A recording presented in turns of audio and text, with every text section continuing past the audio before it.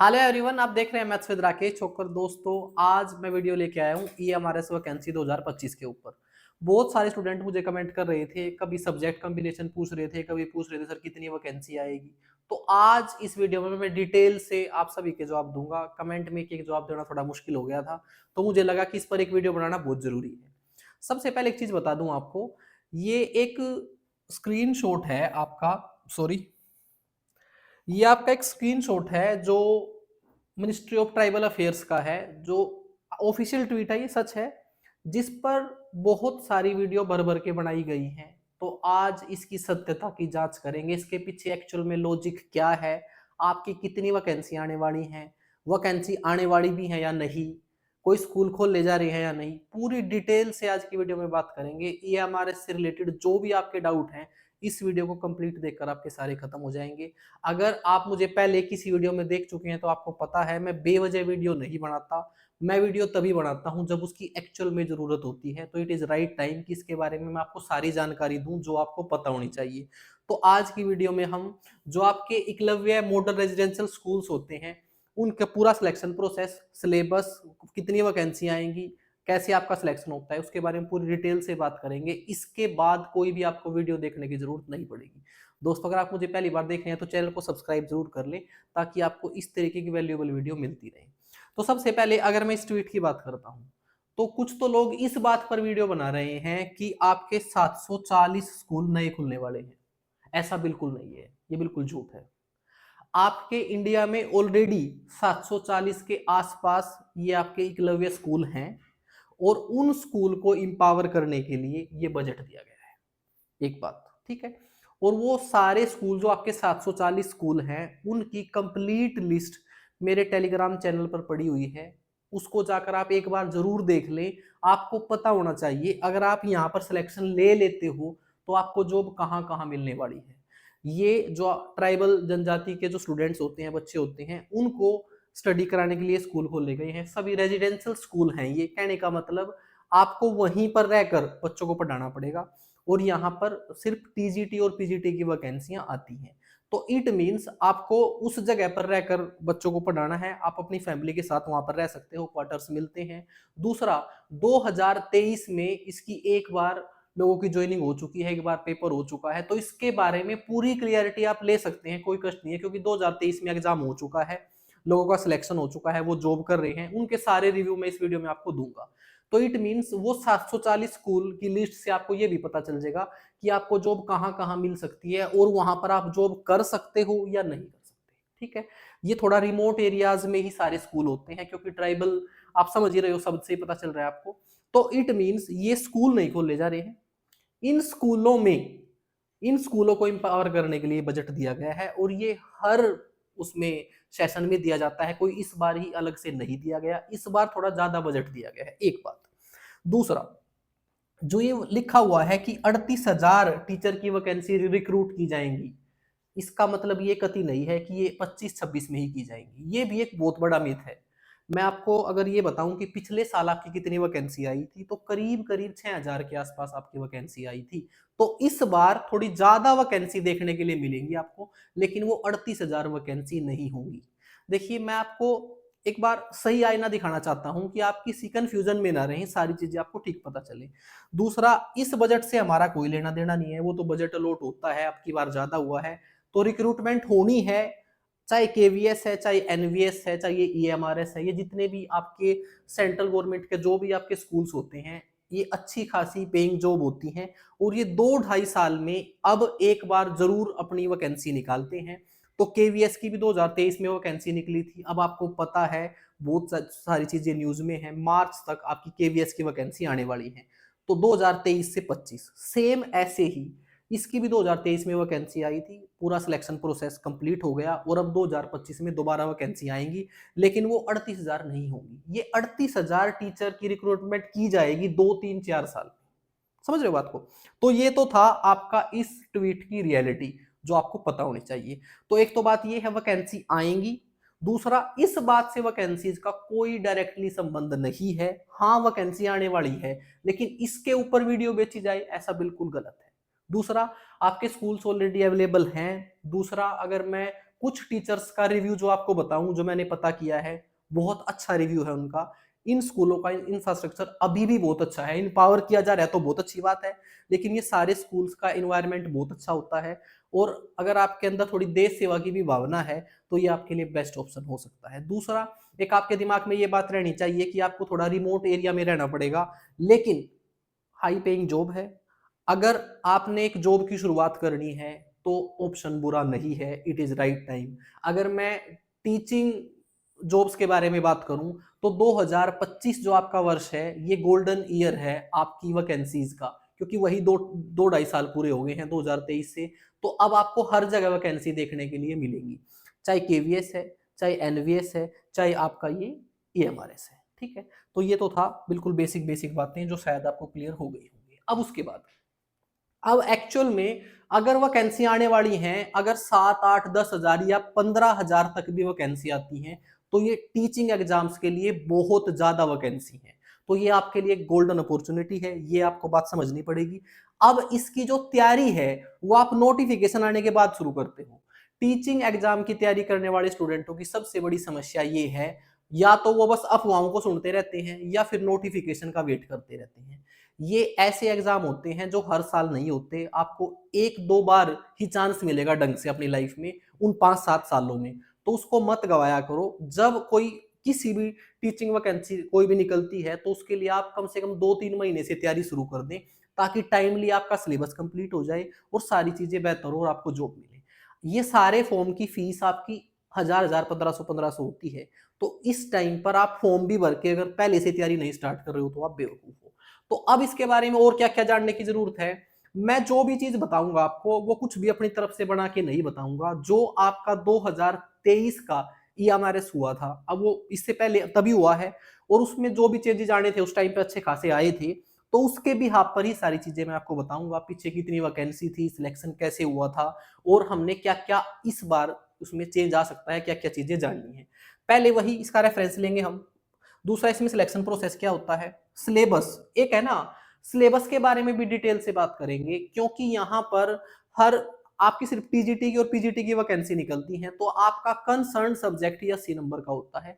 तो यहाँ पर इसके बारे में जानना बहुत जरूरी हो जाता है। और लास्ट और नॉट लिस्ट, सबसे मेन चीज है आपकी सब्जेक्ट कॉम्बिनेशन। यहाँ पर सब्जेक्ट कॉम्बिनेशन के बहुत ज्यादा मिथ है। मेरे पास बहुत ज्यादा बच्चों के कमेंट आ रहे हैं कि सर मैं एलिजिबल हूं या नहीं, मैं एलिजिबल हूं या नहीं। तो आखिर में इस सब्जेक्ट कॉम्बिनेशन के बारे में भी बात करेंगे। वो मैं ऑलरेडी बता चुका हूं कि जॉब आपको कब कहाँ मिलेगी। बस एक आखिरी बात कि आपकी वैकेंसी कब नोटिफाइड होने वाली है, इसके बारे में थोड़ी सी बात करेंगे। चलिए, सबसे पहले अगर मैं पिछले बार जब आपका 2023 में ईएमआरएस हुआ था, अगर उस टाइम पर आपकी पोस्ट को बताऊं तो आपकी टीजीटी की 5660 पोस्ट आई थी। इसमें मैंने पीजीटी की नहीं ली, वो 2200 के आसपास पोस्ट आई थी आपकी। तो ये थी पिछले बार की वैकेंसी जो आपकी 2023 की है। और उनका ये टीजीटी का मैंने पूरा बाइफर्केशन भी आपको दे दिया है, आप स्क्रीनशॉट ले सकते हैं कि किस उस सब्जेक्ट की कितनी वैकेंसीज आपकी आई थी। ये जस्ट आपके सिर्फ रेफरेंस के लिए है। उसके बाद अगर इसके मैं सिलेक्शन प्रोसेस की बात करूं, ये आपका ऑफिशियल नोटिफिकेशन ही है 2023 का। तो आपका पेपर ऑफलाइन हुआ था, अब की बार भी ऑफलाइन ही होने की संभावना है। दूसरा, जो ये एग्जाम लिया जाता है ना, ये ईएमआरएस का खुद का सिलेक्शन बोर्ड है, वही एग्जाम लेता है। उसके बाद जो आपका एग्जाम है वो 2 लैंग्वेज में होने वाला है, हिंदी और इंग्लिश। और जो आपका एग्जाम है वो 120 मार्क्स का होने वाला है।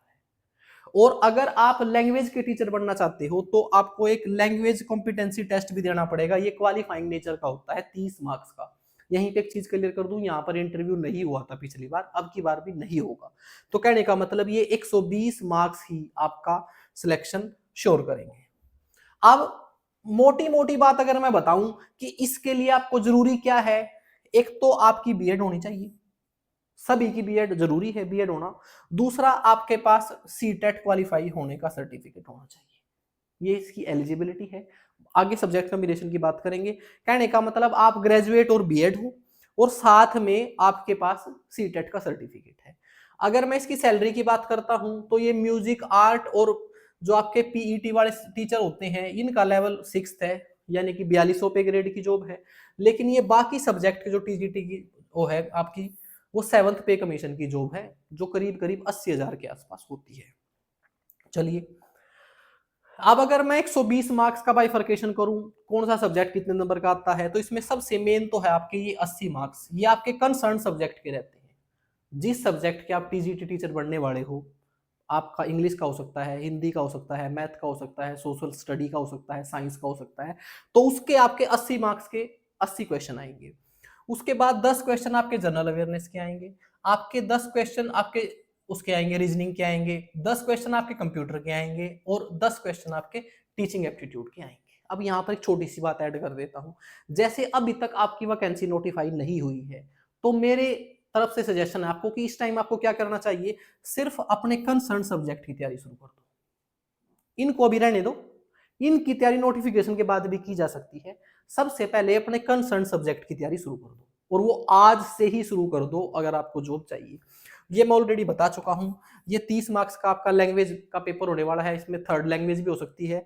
आपकी 3 लैंग्वेज होती हैं इसमें, 2 हिंदी इंग्लिश, एक जो आप चूज करोगे, 10-10 नंबर की क्वालिफाइंग नेचर का ये होता है। तो सिलेक्शन आपका इस तरीके से होएगा। उसके बाद अगर मैं बात करता हूं मैथ की, भाई मेरा चैनल जो है वो मैथ के लिए डेडिकेटेड है, तो मैं उसको यहीं पे ऐड कर रहा हूँ।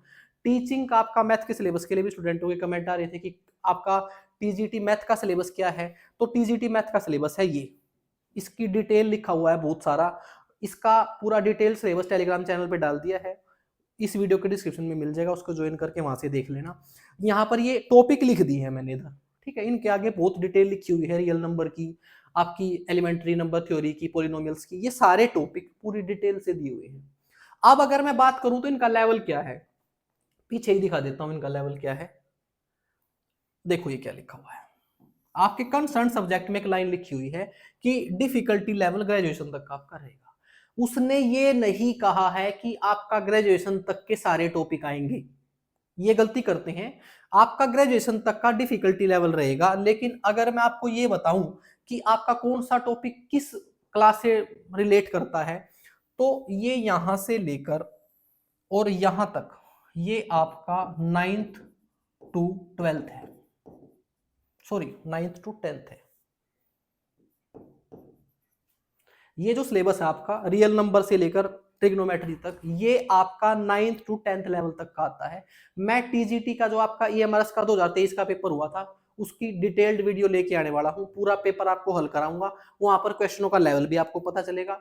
तो फिलहाल आपको सिर्फ ये बता रहा हूं, यहां से यहां तक का आपका 9th से 10th तक के टॉपिक है ये सारे रियल नंबर, ये आपके 9th क्लास के एनसीईआरटी की बुक से एज इट इज उठाया गया है। ये पोलिनोमियल भी, ये लीनियर इक्वेशन भी, क्वाड्रेटिक इक्वेशन भी, ये सारे आपके 9th से 10th तक के टॉपिक हैं, ठीक है।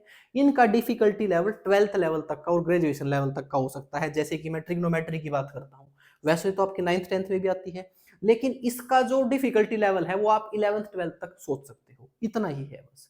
उसके बाद ये आपके जो बाकी बचे हुए 4 सब्जेक्ट है नीचे, सॉरी 4 टॉपिक हैं, कैलकुलस में 2-3 टॉपिक आते हैं आपको पता है, ये आपके 11th 12th और थोड़ा सा ग्रेजुएशन का पार्ट है, ये टॉपिक।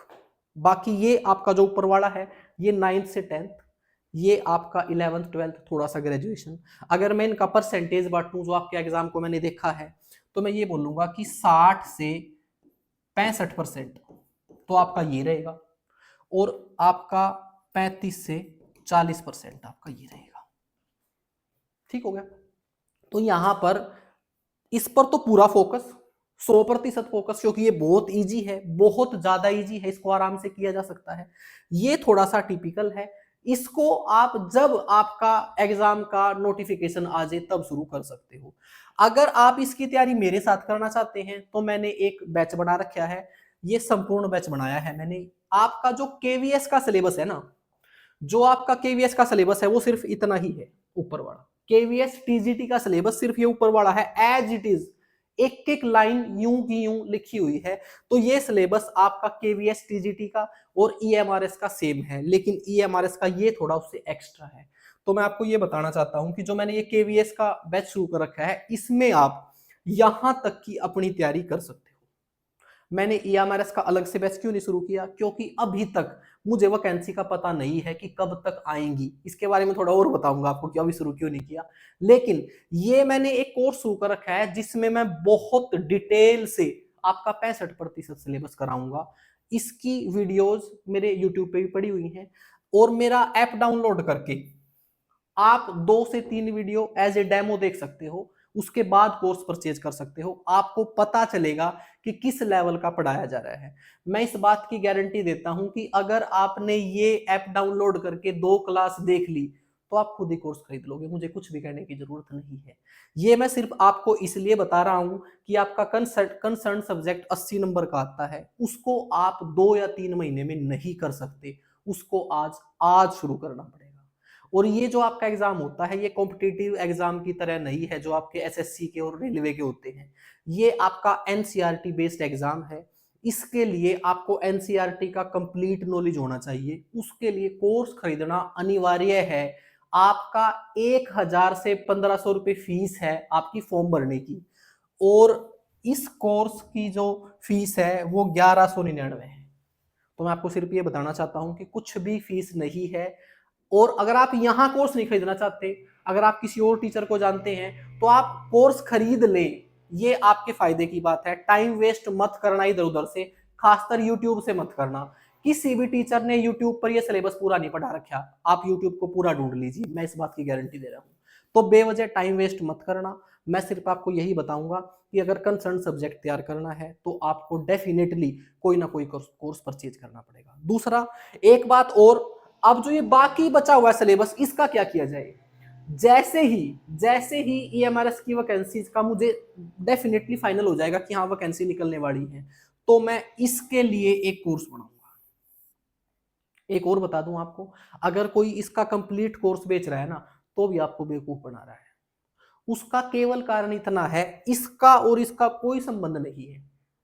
इसको कराने के लिए एक अलग प्रॉपर समय की जरूरत है, और इसको कराने के लिए एक अलग समय की जरूरत है। तो मैंने इनको मर्ज नहीं किया है बेवजह।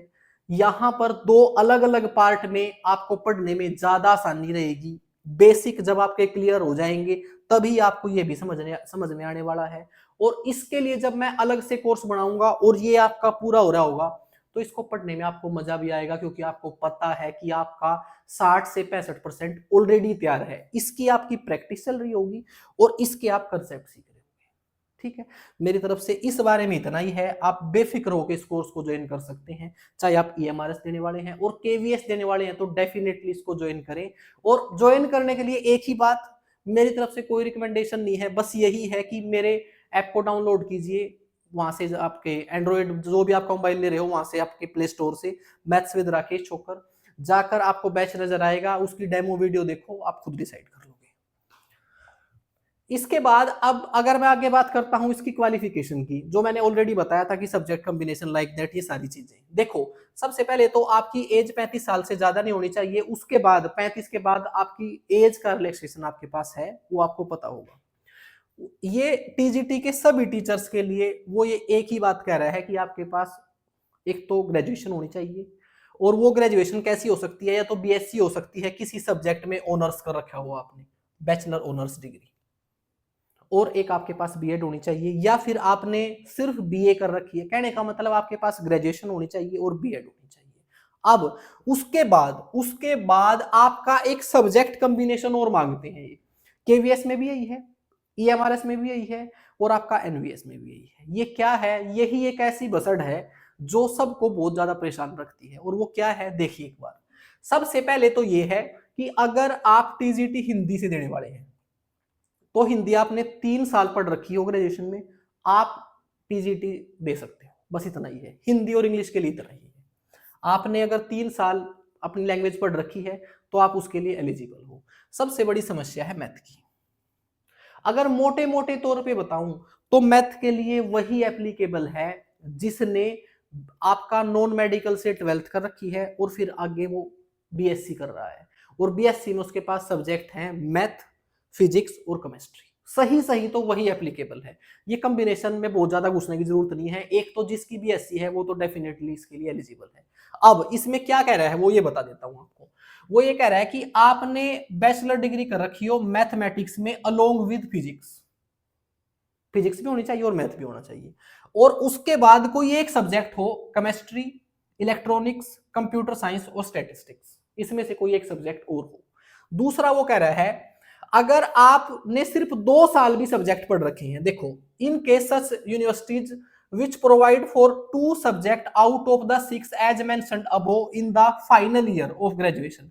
अगर आपने फाइनल ईयर में ही पढ़ रखे हैं कोई 2 सब्जेक्ट, तो वो ये कह रहा है कि बाकी 2 साल में आपने मैथ, फिजिक्स और आपका ये सब्जेक्ट, इनमें से कोई भी 2-2 साल पढ़ रखे हैं एटलीस्ट। फिर मैं वही कहूंगा कि आपने ये 3 सब्जेक्ट कम से कम 2 साल पढ़ रखे हैं, बस वो ये बोल रहा है।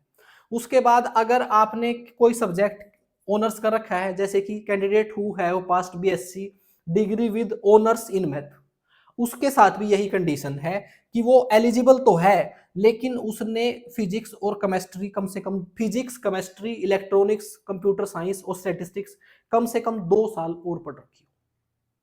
ठीक है जी, ये थी आपकी एलिजिबिलिटी। और साथ में उसने क्लियर कट लिख दिया जिसने फिजिक्स और केमिस्ट्री से ऑनर्स कर रखा है वो टीजीटी मैथ के लिए एप्लीकेबल नहीं है। ये मैं मानता हूं कि ये बहुत बड़ी गलती है ऐसा करना। अगर आप ऑनर्स से मैथ कर रहे हो तो फिर तो आप डेफिनेटली एलिजिबल होने चाहिए, लेकिन ये आपकी और मेरी नहीं है चॉइस। ये तो जो आपका सिलेक्शन बोर्ड है जो पेपर ले रहा है उसकी मर्जी है, वो कुछ भी हो सकता है। तो इसी के साथ हमें चलना पड़ेगा। अब जो इसके लिए एलिजिबल है वो पहले ही उसको पता है, वही तैयारी करे, जो एलिजिबल नहीं है वो नहीं है। दूसरा, एक चीज मैं बता दूं, अगर मैं साइंस की बात करूं तो साइंस के लिए मैं मोटी मोटी भाषा में एक ही बात बोलूंगा। अगर आपने मेडिकल से 12th कर रखी है और फिर आप बीएससी कर रहे हो, आपके पास वो 3 सब्जेक्ट हैं ऐसे ही अलग अलग। आप ऐसे नहीं कर सकते कि आपने फिजिक्स पढ़ रखी है लेकिन आपके पास और कोई भी साइंस का कोई भी 2 सब्जेक्ट नहीं है, तो आप साइंस के लिए भी एप्लीकेबल नहीं हो। ये था आपका सब्जेक्ट कॉम्बिनेशन। बस मैं आपसे यही कहूंगा जो एलिजिबल हैं वो अपने कंसर्न सब्जेक्ट की तैयारी शुरू कर दें। अब बात करते हैं वैकेंसी कब आने वाली है। देखिए, अगर मैं मोटे मोटे तौर पे बताऊं तो शायद ये वैकेंसी आपको मई तक देखने के लिए मिलेगी, कम से कम मई तक देखने के लिए मिलेंगी। अब ये उससे पहले भी आ सकती हैं और उसके बाद भी आ सकती हैं। कहने का मतलब आपके पास प्रॉपर टाइम है अपना कंसर्न सब्जेक्ट तैयार करने का। दूसरी बात जो मैंने कहा था आपको कि आपका 2025 गोल्डन ईयर है आपके लिए, तो अगर आप टीजीटी के टीचर लगना चाहते हैं ना, तो सब्जेक्ट तो आपका तैयार होना चाहिए। चाहे आप हरियाणा में लगना चाहते हैं, चाहे आप डीएसएसबी करना चाहते हैं, चाहे आप केवीएस में जाना चाहते हैं, चाहे आप एनवीएस में, हर जगह आपका कंसर्न सब्जेक्ट का अच्छा खासा वेटेज है। तो आप अपने कंसर्न सब्जेक्ट को शुरू कर दो बहुत अच्छे तरीके से। फिर जो वैकेंसी आएगी उसके हिसाब से जहां आपकी एलिजिबिलिटी बनती है वो फॉर्म भरे और अपना पेपर दें। तो आज के लिए दोस्तों इतना ही। अब हम मिलेंगे जब मैं इसकी प्रीवियस ईयर की वीडियो बनाऊंगा जिसमें आपको 2023 सीएमआरएस का पूरा पेपर पढ़ाया जाएगा। आपको वहां से आपको और अंदाजा लगेगा कि इस एग्जाम की तैयारी कैसे करनी है। तो दोस्तों आज के लिए इतना ही, मिलते हैं नेक्स्ट वीडियो में। Thank you.